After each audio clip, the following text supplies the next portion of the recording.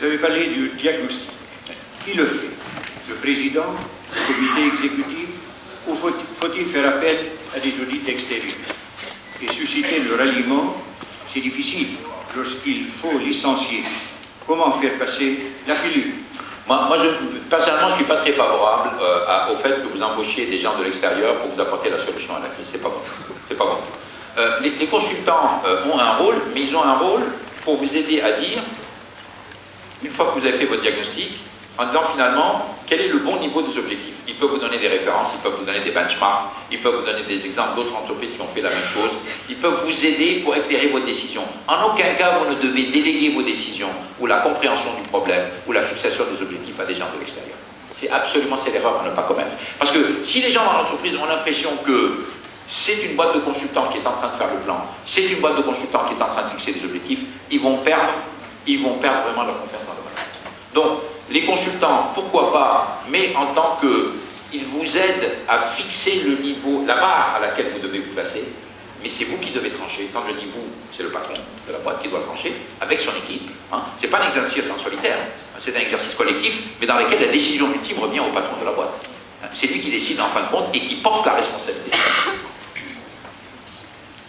Une crise économique externe implique souvent un protectionnisme d'État.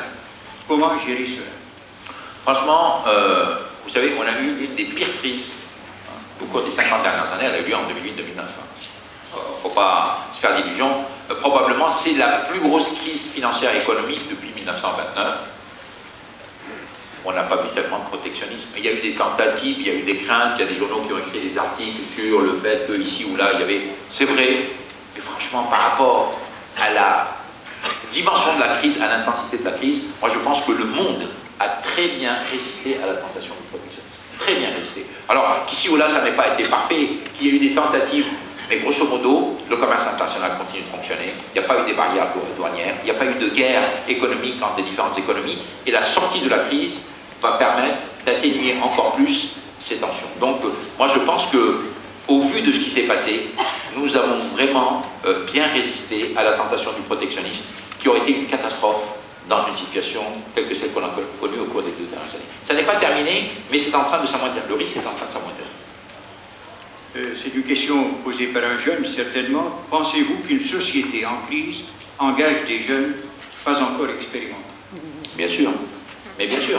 Et pourquoi? Parce que, quand vous êtes dans une situation de crise, vous avez des tas de compétences nouvelles que vous devez embaucher à l'intérieur de l'entreprise. Donc, forcément, ces compétences nouvelles, vous devez aller les chercher. Vous allez les chercher chez des jeunes qui n'ont pas de grande expérience industrielle, mais qui ont le savoir-faire dont vous avez besoin. Bon, moi, je peux vous citer 2 ou 3 exemples, soit technologiques.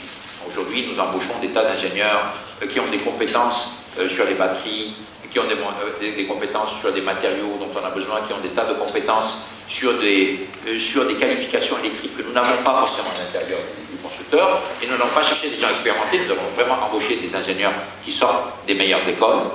Vous pouvez l'avoir aussi dans le cadre du marketing. Comme vous le savez, aujourd'hui, il y a un très grand virage qui est en train de se faire en matière de marketing et en matière de publicité, dans lesquelles des tas de choses qui se font au niveau du net, dans le cadre de marketing social devient beaucoup plus important, et dans lesquels vous allez toucher des populations très très précises, très ciblées au travers du net, et qui demandent des compétences qui n'existent pas chez les gens de 30 ou 40 ans. Vous allez chercher souvent des gens qui ont 20 ans, qui sont des experts, des mordus du net, et vous allez les embaucher. Je peux vous donner des centaines d'exemples et de compétences dans lesquelles les entreprises ont besoin d'aller chercher des populations très jeunes, avec des compétences très spécifiques, pour pouvoir faire ce qu'ils ont besoin de faire.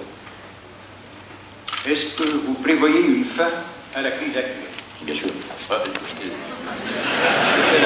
Bien sûr. Non, oui, bien sûr, je la confirme. Je veux vous dire que le pire de la crise est derrière nous, ça, je le confirme. Hein, histoire de... Est-ce qu'on va avoir un double dip? Ça n'existe pas, il n'y aura pas de double dip, je n'y crois pas un instant. Je pense que nous allons avoir une croissance assez molle au départ, il y aura une accélération derrière. Et je pense qu'on est en train de sortir de cette crise. Je pense que cette crise a été essentiellement, elle s'est déroulée en septembre 2008 et je dirais mai-juin 2009.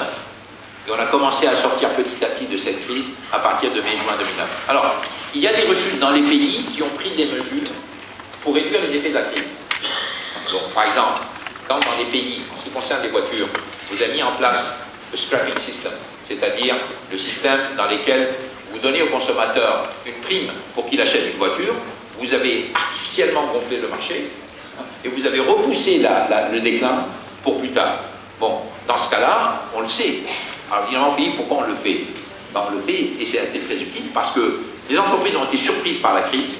Quand les gouvernements ont mis le système d'incentive, elles nous ont donné de l'oxygène, on s'est réorganisé, on a pu se préparer au déclin du marché qui allait venir avec l'arrêt des mesures, et en fait, on s'en est tous beaucoup mieux sortis, même si le déclin a été décalé de quelques mois.